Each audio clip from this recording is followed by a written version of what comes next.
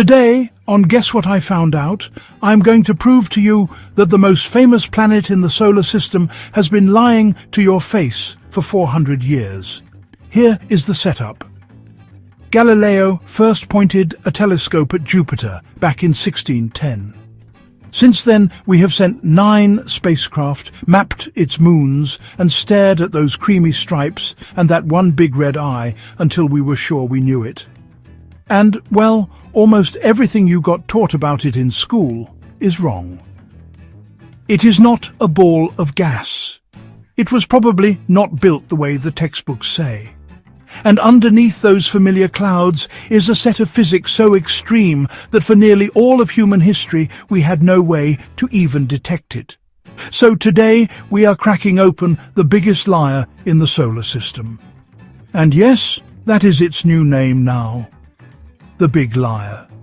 A planet so good at hiding what it is that we still argue about the basics. Let us start with size, because the Big Liar is not just large, it is absurd. It holds roughly 2.5 times the mass of every other planet combined. More than 1,300 Earths could fit inside it. And yet, for all that bulk, it is surprisingly light, much less dense than Earth ounce for ounce. That is the first clue that something strange is going on inside. If you like having your childhood facts quietly demolished, follow the channel, because we do exactly this every week. For most of the last century, there were, 2 serious theories for how this thing formed, and really no way to choose between them. Theory 1 is the version you probably know. A young sun, a swirling disk of rock and gas, clumps smashing together, and, well, one lucky clump getting big enough to vacuum up a colossal amount of gas. Under that story, Jupiter must have a solid core, a dense ball of rock and iron about the size of Earth, sitting right at the center. Now, Theory 2 is, honestly, a bit weirder. Under it, Jupiter formed on its own, like a star. A giant cold cloud of gas collapsing under its own gravity, just never quite big enough to ignite. Almost a second sun that fizzled into a planet instead. 2 different planets, and the clouds were simply too thick to settle it. But here is where it gets strange, because, well, the universe basically staged a demonstration for us. In 1994, something hit Jupiter. A comet called Shoemaker-Levy 9 shredded by Jupiter's gravity into about 21 fragments strung out like pearls, screaming in at around 216,000 kilometers an hour. The impacts landed just over the edge, on the side facing away from Earth, hidden at the exact moment they happened. We were almost going to miss the front row seat. Except, by sheer luck, NASA's Galileo spacecraft was already closing in on Jupiter, and it had a direct view of that hidden side.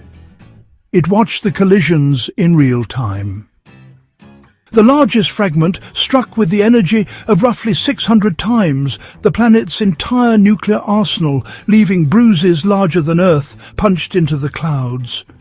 And those impacts splashed material up from deep down, giving us our first peek under the paint.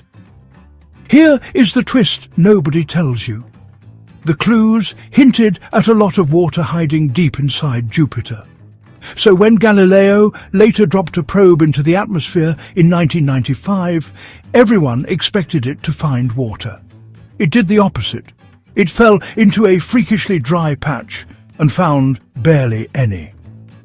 That contradiction, a planet that should be soaking wet coming back bone dry, was a real mystery, and it told us the textbook picture was broken. So NASA built a mission to crack it open properly and named it Juno, after the goddess who could see through the clouds her husband Jupiter hid behind. Juno arrived in 2016, and almost everything I'm about to tell you comes from it. Let us go down. The top of Jupiter is colder than anywhere on Earth has ever been. below -100 degrees, with lightning 1,000 times more powerful than ours flashing across regions bigger than continents. Towering over all of it is the Great Red Spot, a single storm wider than our entire planet that has raged for at least 190 years, and possibly much longer. Now, the part almost nobody mentions. That entire visible cloud layer is only about 50 kilometers thick. Everything you have ever seen of Jupiter, every photo in history, is basically a 50-kilometer coat of paint on a world 140,000 kilometers wide. Less than 1/10% of the way to the center. Quick question, and I want a real answer in the comments. Of the two origin stories, the lucky clump or the failed star, which one is your gut telling you is right, and why? Drop it below and back it up. I read these, and the reasoning is always better than the guess. Underneath the paint, the temperature climbs, not from sunlight, but from sheer pressure, the planet crushing itself inward. About 1,000 kilometers down, the pressure forces hydrogen to stop being a gas and become a liquid, even at thousands of degrees.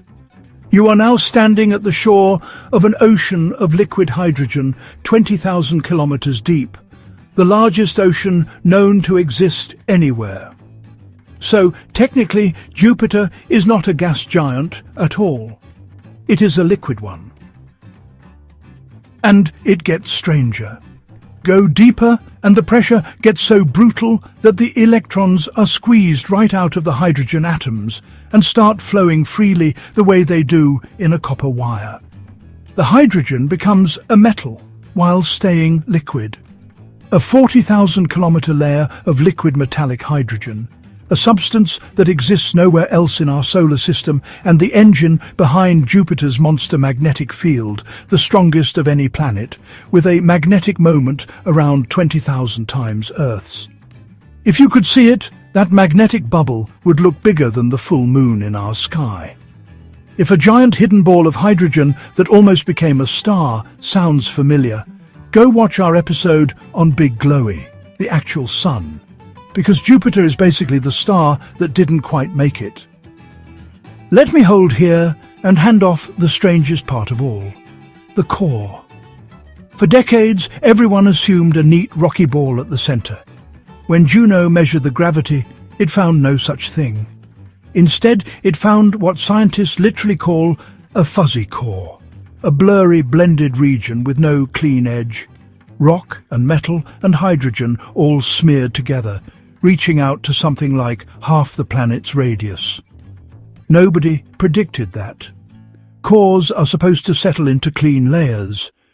The leading ideas for how it got that way, an ancient giant impact, or heavy elements dissolving into the metal ocean, all keep hitting trouble in simulations.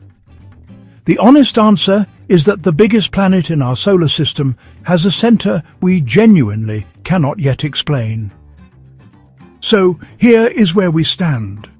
400 years of watching, 9 spacecraft, and we still do not know how Jupiter formed, why its insides are arranged the way they are, or how that fuzzy core survives. Juno's extended mission wound down in late 2025, and there is no dedicated successor funded to replace it. The next missions out there are aimed at Jupiter's icy moons, not the planet itself. And it matters, because giant planets are common across the galaxy, and most of the planetary mass we can see is locked up in worlds built like this one. If we cannot read Jupiter, we cannot read most planets.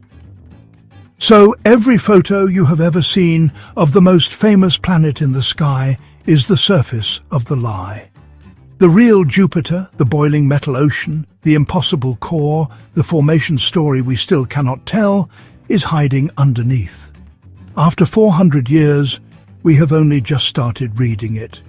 If that flipped how you see that bright little marble up there, hit like, subscribe, and stick around, because the next thing I found out is even harder to look away from.